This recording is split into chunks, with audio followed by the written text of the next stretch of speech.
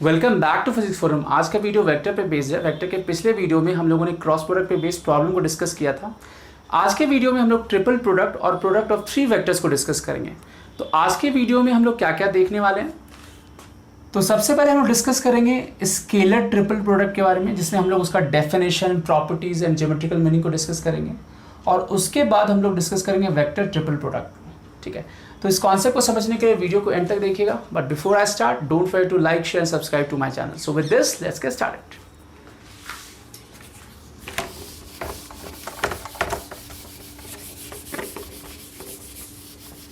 तो strictly speaking, triple product basically vector mathematics का part है।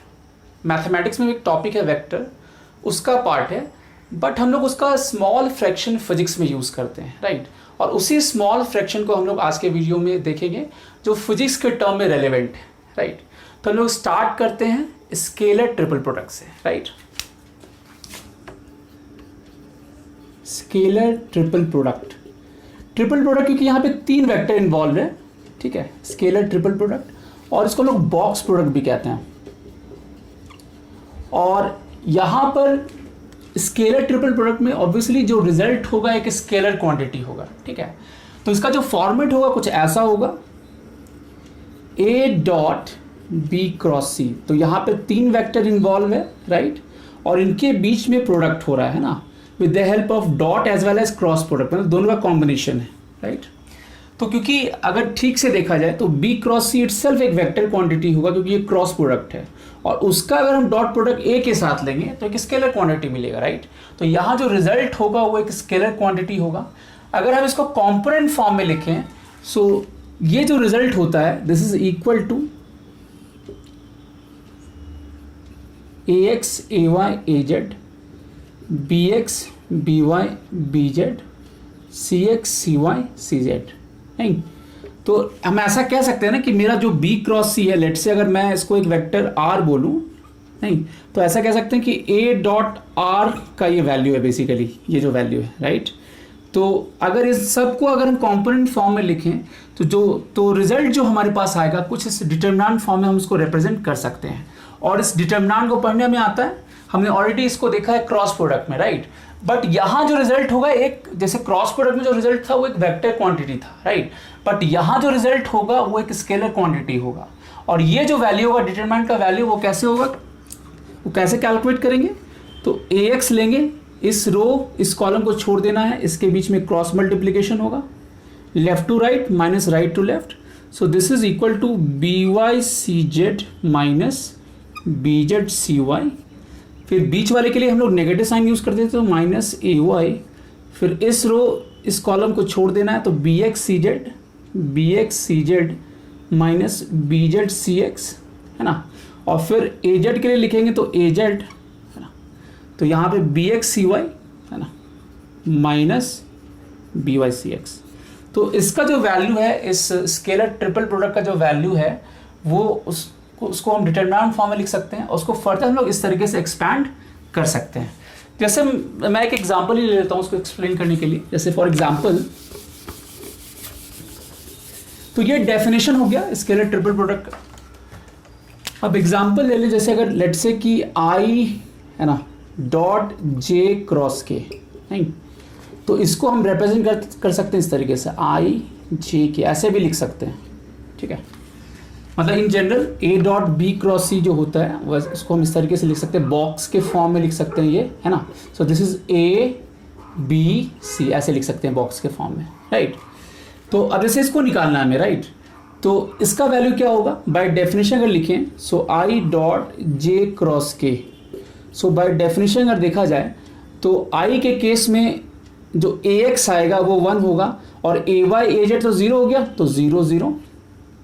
फिर अगर J की बात करें हम, तो बिल्कुल ऑर्डर में लिखना है। जैसे I dot J cross K, तो पहले I का आएगा, फिर J का आएगा, फिर K का आएगा। फिर J का अगर लिखें तो 0 1 0। फिर K का लिखें तो क्योंकि J के केस में सिर्फ Y वाला कंपोनेंट आएगा, और अगर K कैप को रिप्रेजेंट करें ऐसे तो 0 0 और 1, नहीं, ठीक है, क्योंकि ये AX होता था, ये AY AZ BX BY BZ CX CY CZ। तो यूनिट वेक्टर है, अगर अलोंग एक्स एक्सिस होगा तो सिर्फ एक्स के अलोंग आएगा, वाई जेड जीरो आएगा। जे कैप की बात करें तो एक्स का जीरो होगा, जेड का जीरो हो जाएगा, और के कैप की बात करें तो एक्स और वाई का जीरो हो जाएगा, सिर्फ जेड के अलोंग एग्जिस्ट करेगा, राइट। अब इसको कैलकुलेट करेंगे, ऑब्वियसली ये कितना आ जाएगा। सो अब 1 का करेंगे तो 1 इंटू ये left to right 1 into 1 minus 0 into 0, और उसके बाद का देखेंगे सब जीरो प्रोड्यूस करेगा क्योंकि प्रोडक्ट में जीरो ही है, तो आगे सारा जीरो होगा, तो आगे का जो भी वैल्यू होगा सब जीरो हो जाएगा, राइट। तो वो लिखने की जरूरत नहीं है। So this comes to be 1। So I dot J cross K का जो वैल्यू है ये 1 हो गया, राइट। तो ऑब्वियसली रिजल्ट हम देख सकते हैं स्केलर क्वांटिटी है, राइट। तो इस तरीके से हम लोग कैलकुलेट करते हैं स्केलर ट्रिपल प्रोडक्ट को। अब कुछ प्रॉपर्टीज है इसकी, है ना, प्रॉपर्टीज देखते हैं हम लोग।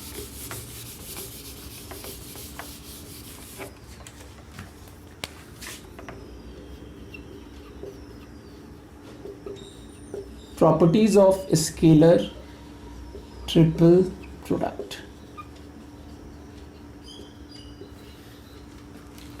सबसे पहली प्रॉपर्टी ये है कि जैसे ए डॉट बी क्रॉस सी है, राइट, तो इसको हमने लिखा था ए बी सी ऐसे बॉक्स के फॉर्म में।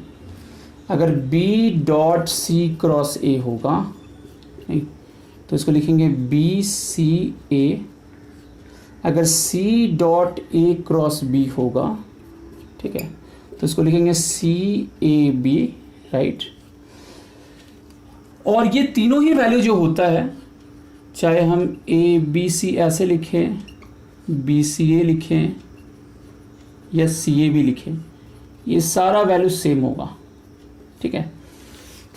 और बस ध्यान ये रखना है कि ये साइक्लिक ऑर्डर में होना चाहिए, नहीं जैसे इधर ए है, ये बी है, ये सी है, तो बिल्कुल सेम ऑर्डर में होना चाहिए। जैसे ए बी सी, ठीक है, तो एक सेम सेंस में है, राइट, ए बी सी। अगर हम बी सी ए बात करें तो अगेन बी सी ए भी एक ही सेंस में है, और सी ए बी की बात करें तो वो भी एक सेंस में है। किसी भी एक ऑर्डर को हमने चेंज कर दिया, फॉर एग्जाम्पल अगर लेट से कि ए बी सी है ना, और यहाँ पर हम क्या कर लें, यहाँ पर हम लोग लेट से बी ए सी कर लें, राइट, तो ये नेगेटिव साइन लग जाएगा, तो बी ए सी नहीं, क्योंकि हमने ऑर्डर चेंज कर दिया, बी ए सी में हम उल्टा चले गए, राइट। तो ए बी सी अगर सेम सेंस में मूव करते हैं तो ए बी सी लिखें, बी सी ए लिखें या सी ए बी लिखें, सबका वैल्यू सेम होगा, बट कोई भी ऑर्डर अगर चेंज होता है तो यहाँ पे नेगेटिव साइन हो जाएगा, राइट। तो ये प्रॉपर्टी हो गया फर्स्ट प्रॉपर्टी। सेकेंड प्रॉपर्टी क्या है,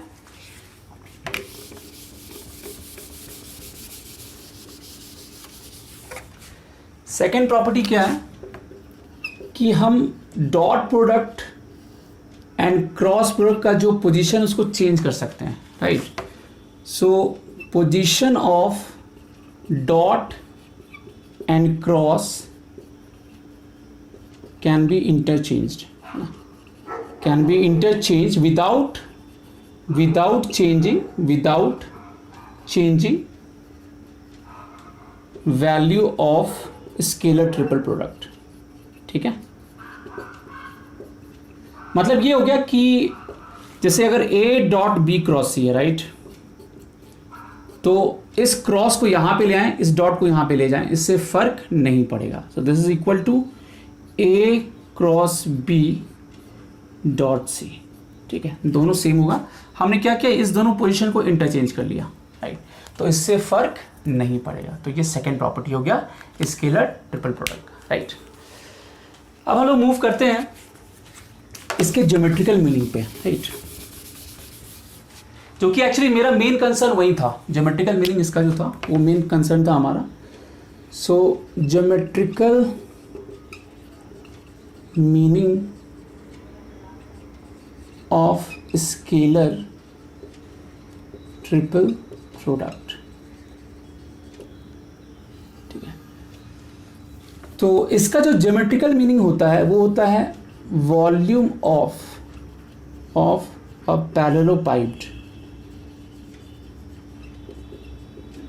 अब ये पैरेललोपाइड क्या है, जैसे हम कह सकते हैं कि जो क्यूब होता है ना, वो 6 स्क्वायर फेस से बना होता है। मतलब क्यूब का जो वॉल्यूम होता है that is basically made of 6 square faces, right. तो जैसे क्यूब से मेरा स्क्वायर फेस से मेरा क्यूब डिराइव्ड है, राइट। इससे जो वॉल्यूम बनेगा वो क्यूब होगा। अगर हम रेक्टेंगल ले लें, मतलब जितना भी फेस है सारा रेक्टेंगल होगा, तो उससे जो वॉल्यूम बनेगा वो मेरा क्यूबॉइड हो जाएगा, नहीं। और अगर सारा फेस पैरेललोग्राम हो जाए, नहीं, तो उससे जो मेरा वॉल्यूम बनेगा उसी को हम क्या बोल देंगे, पैरेललोपाइप्ड। ठीक है। तो जैसे पैरेललोपाइप के केस में, जैसे यहां भी मेरा 6 फेसेस होगा, 6 स्क्वायर फेस जो होगा वो मिलके बनाएगा क्यूब को, 6 जो रेक्टेंगुलर फेस होगा वो बनाएगा क्यूबॉइड को। In the same way 6 parallelogram जो होगा वो बनाएगा पैरेललोपाइप को, राइट। क्लियर है। तो हम लोग वॉल्यूम ऑफ पैरेललोपाइप को कैसे डिफाइन करेंगे, तो अब देखते हैं इसको, है ना। तो जैसे A डॉट बी क्रॉस थी, right, A dot B cross थी सी की, ये था मेरा, राइट। तो इसको हम लोग कैसे रिप्रेजेंट कर सकते हैं, राइट। तो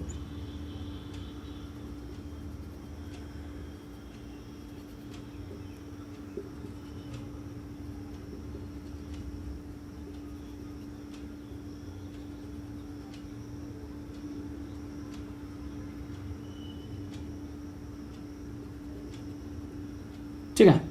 तो हम क्या करते हैं, अब मेरा लेट से कि ये बेस हो गया, ये कितना हो गया, टोटल 6 फेस है, राइट। 2 उस तरफ, एक इधर एक उधर हो गया, 2 ऊपर नीचे हो गया, ये लेफ्ट राइट हो गया, 2 फेस, टोटल 6 फेसेस है, राइट। तो ये बेस हो गया पैरेललोपाइप का, राइट। और लेट से यहाँ पे ओरिजिन ले लेते हैं, और यहाँ का जो पोजीशन वेक्टर होगा, यहाँ लेट से जो भी पोजीशन होगा तो उसको एज ए पोजीशन वेक्टर के टर्म में हम ऐसे लिख सकते हैं। लेट से ये वेक्टर बी है, तो अगर ये ओरिजिन होता है तो ये मेरा पोजीशन वेक्टर बी हो गया, इस पॉइंट का जो पोजीशन वेक्टर होगा ये बी हो गया। इन द सेम वे इसको हम सी कह सकते हैं, इस पॉइंट का जो पोजीशन वेक्टर होगा ये सी होगा। इसके बीच का जो एंगल होगा, तो हमने क्या किया बेसिकली, इसके जो साइड्स हैं इसको एज ए वेक्टर के फॉर्म में लिखा, और लेट से ये एंगल जो है ये थीटा है। अब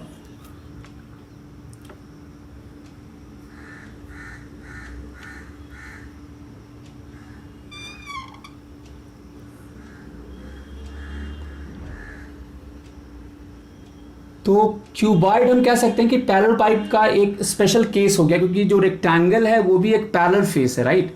तो क्यूबॉइड जो हो गया उसका एक स्पेशल केस हो गया, या क्यूब जो हो गया पैरेललोपाइप का ही एक स्पेशल केस हो गया, राइट। तो मेरा एक टिपिकल पैरेललोपाइप जो होगा कुछ ऐसा होगा, ठीक है। तो सबसे पहले देखें तो बी क्रॉस, तो हमने क्या किया, इसके 2 साइड्स को, है ना, इसको बी से इसको सी से रिप्रेजेंट किया, इसके बीच का एंगल थीटा है। तो बी क्रॉस सी ऑब्वियसली ये जो परपेंडिकुलर है ये, है ना, उसके अलॉन्ग डायरेक्टेड होगा, राइट। तो ये जो डायरेक्शन होगा ये बी क्रॉस सी का डायरेक्शन होगा, ये जो डायरेक्शन होगा, ये जो डायरेक्शन देख रहे हैं, है ना, ये डायरेक्शन हो गया मेरा बी क्रॉस सी का। राइट हैंड थंब रूल से देख सकते हैं, बी क्रॉस सी करें हम तो इस तरफ आएगा। और लेट से ये जो एंगल है ये फाई है, ठीक है।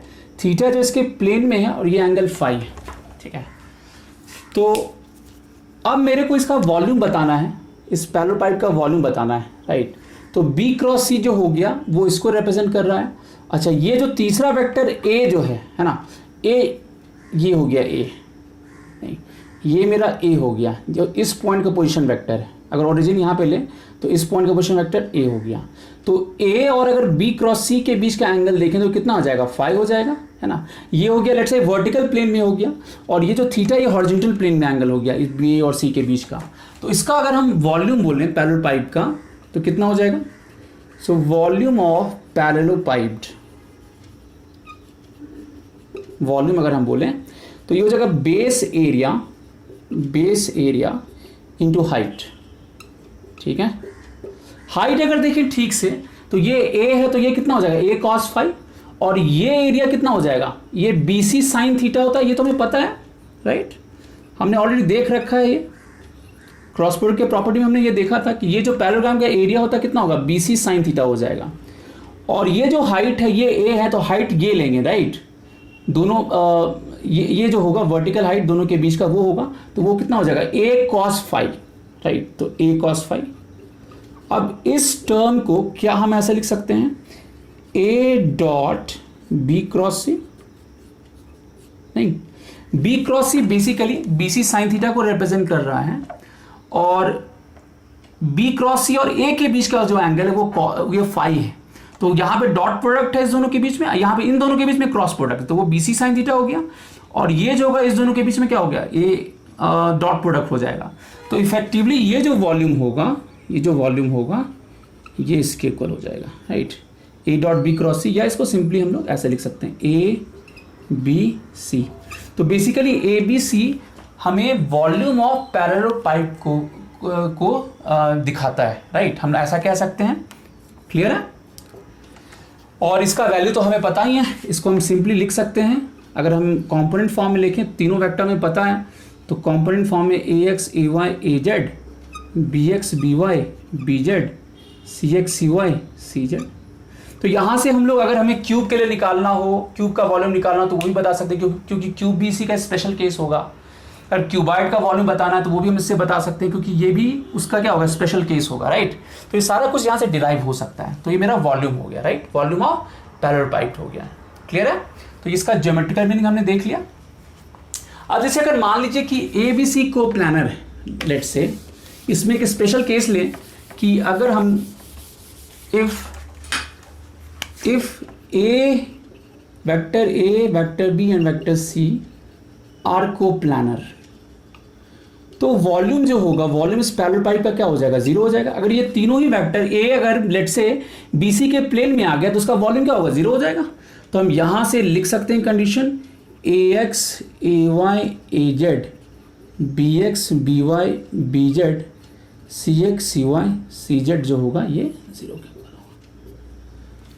ठीक है, तो इस टाइप का प्रॉब्लम रहता है वेक्टर में, फिजिक्स के प्रॉब्लम में, तो वहां पर हम लोग इसको यूज कर सकते हैं, राइट। तो अगर तीनों वेक्टर को प्लानर है तो जो वॉल्यूम ऑफ पैरेलल पाइप होगा वो जीरो हो जाएगा, राइट। अब सिमिलरली अगर लेट्स से कि वॉल्यूम ऑफ टेट्राहेड्रन हमें निकालना है, वॉल्यूम ऑफ टेट्राहेड्रन, तो सिमिलरली यहां पर ये जो हो जाता है ये 1/6 ABC हो जाएगा। और टेट्राहेड्रन बेसिकली क्या हुआ, मेरा ट्रायंगुलर पिरामिड हो गया, राइट, ट्रायंगुलर पिरामिड हो गया। तो लेट्स से अगर ओरिजिन यहाँ पे ले लें, इसका ये जो साइड है ये ए को रिप्रेजेंट कर, लेट्स से ये ए है ना, ये बी है, ये सी है ना। तो एक्चुअली इसकी ये सब इसकी ज़रूरत भी हमें वेक्टर मैथमेटिक्स में ही पड़ती है, फिजिक्स में बहुत रेयर ये सब यूज़ होता है, बट मैं इसको डिस्कस कर लेता हूँ, है ना। तो यहाँ पर अगर लेट्स से कि ये ओरिजिन है, यहाँ पर मेरा यहाँ ओरिजिन है, और ये इस पॉइंट ए का पोजीशन वेक्टर ए है, इस पॉइंट बी का पोजीशन वेक्टर बी है, और इसका सी है। तो ये जो मेरा वॉल्यूम बना, ये जो मेरा चार फेस बना, ट्रायंगुलर फेस बना, है ना, तो ये बेसिकली ट्रायंगुलर पिरामिड आप कह सकते हैं। तो इसका जो वॉल्यूम होता है 1/6 टाइम्स ABC का जो बॉक्स प्रोडक्ट होगा उसके इक्वल होगा, है ना। सो 1/6 A डॉट ऐसे भी लिख सकते हैं, B क्रॉस C, है ना, इसके इक्वल होता है, राइट। तो ये मेरा वॉल्यूम ऑफ टेट्राहेड्रन हो गया, ठीक है। तो स्केलर ट्रिपल प्रोडक्ट में इतना ही। अब हम लोग मूव करते हैं वेक्टर ट्रिपल प्रोडक्ट की तरफ, ठीक है। अगेन वेक्टर ट्रिपल प्रोडक्ट भी जो होगा वो बेसिकली मैथ्स का ही पार्ट है ना। बट क्योंकि मैंने स्केलर ट्रिपल प्रोडक्ट डिस्कस किया तो उसको भी थोड़ा सा डिस्कस कर ही लेते हैं। तो जैसा नाम से क्लियर है कि यहाँ जो रिजल्ट होगा वो एक वेक्टर रिजल्ट होगा, जैसे ए क्रॉस बी क्रॉस सी अगर बोले हम, राइट। तो ये जो रिजल्ट होता है एक्चुअली ये होता है result, A dot C B minus A dot B C, ठीक है। ठीक से देखा जाए तो पैटर्न क्या है कि ये जो B क्रॉस C है तो B यहाँ पे आ गया बाहर में, और C और A के साथ डॉट प्रोडक्ट हो गया, नहीं, और उसके बाद C बाहर आ गया और A और B के बीच में डॉट प्रोडक्ट हो गया। इन द सेम वे हम लोग दूसरा भी फॉर्म लिख सकते हैं, जैसे अगर मान लीजिए B cross C cross A है लेट से, तो इसको क्या लिखेंगे, इसको लिखेंगे B डॉट A, है ना, B dot A C minus B dot C A, right. Format बिल्कुल सिमिलर ही रहेगा। यहाँ पे हमने क्या किया, बी डॉट ए है ना, बी डॉट ए के साथ ये हमने इसके साथ डॉट प्रोडक्ट ले लिया, सी को बाहर कर लिया, फिर सी के साथ हमने डॉट प्रोडक्ट लिया, ए को बाहर कर लिया, ठीक है। तो इस फॉर्मेट में हमारा ट्रिपल प्रोडक्ट हो जाएगा, ठीक है। ऑब्वियसली अगर मान लीजिए इसके ऑर्डर को हमने चेंज कर दिया, let's say B cross C cross A कर दिया, तो यहाँ पे नेगेटिव साइन हो जाएगा, क्योंकि ये बेसिकली देखा जाए तो ये एक तरीके का क्रॉस प्रोडक्ट है ए क्रॉस और बी क्रॉस सी के बीच में। लेट्स से हम इसको ऐसे भी सोच सकते हैं कि अगर हम लेट्स से बी क्रॉस सी को वेक्टर आर बोलें, तो ये बेसिकली क्रॉस प्रोडक्ट हो गया, ये जो वेक्टर ट्रिपल प्रोडक्ट है। यहाँ जो रिजल्ट होगा ऑब्वियसली एक वेक्टर रिजल्ट होगा, हम देख सकते हैं कि ये साथ में वेक्टर एसोसिएटेड है, तो यहाँ जो रिजल्ट होगा एक वेक्टर क्वांटिटी होगा। तो बी क्रॉस सी को हम आर कह सकते हैं और ए क्रॉस आर निकाले हम, राइट। तो ये क्या देगा, एक वेक्टर रिजल्ट देगा नहीं। तो बेसिकली देखा जाए तो यहाँ पे दो बार क्रॉस प्रोडक्ट हो रहा है, एक बार तो बी क्रॉस सी के साथ हो रहा है और उसका जो रिजल्ट होगा जो वेक्टर क्वांटिटी होगा वो फिर ए के साथ हो रहा है उसका, राइट। तो हम लोग इसको इस फॉर्म में भी लिख सकते हैं। तो ये जो वेक्टर ट्रिपल प्रोडक्ट है ना, वेक्टर ट्रिपल प्रोडक्ट को हम लोग ऐसे भी लिख सकते हैं, मतलब इस तरीके से हम लोग कैलकुलेट कर सकते हैं। तो या तो डायरेक्ट इसको यूज कर लीजिए या बी क्रॉस सी को पहले निकाल लीजिए, उसको लेट से वेक्टर आर कहते हैं, फिर ए और आर के बीच का जो वेक्टर प्रोडक्ट होगा उसको हम फिर कैलकुलेट कर लेंगे। जैसे यहाँ पर इसको क्या लिख सकते हैं, यहाँ पे लिख सकते हैं लेट से आई कैप जे कैप के कैप। तो वेक्टर ए है नहीं, तो वेक्टर ए को हम लोग क्या लिख सकते हैं, वेक्टर ए हो जाएगा A X A Y A Z, R को क्या लिख देंगे R X R Y R Z, क्योंकि ये जो वेक्टर आर आएगा उसका भी एक्स वाई जेड कॉम्पोनेंट होगा। तो इस फॉर्म में लिख के फिर जैसे क्रॉस प्रोडक्ट को निकालते हैं वैसे कैलकुलेट कर सकते हैं या डायरेक्टली इसको यूज कर सकते हैं, राइट। तो ये मेरा वेक्टर ट्रिपल प्रोडक्ट हो गया, ठीक है। अगेन इसकी भी हार्डली जरूरत हमें पड़ती है फिजिक्स में, क्योंकि अगेन ये मैथ्स का पार्ट है। हमारा जो मेन कंसर्न था वो था वॉल्यूम ऑफ पैरेलल पाइप, उसकी जरूरत पड़ती है कहीं कहीं पे वेक्टर में, तो उसको हमने डिस्कस कर लिया, ठीक है। तो that's all for this video. Next video में हम लोग बेसिक मैथमेटिक्स को शुरू करेंगे, तो मिलते हैं अगले वीडियो में। Till then take care, good bye.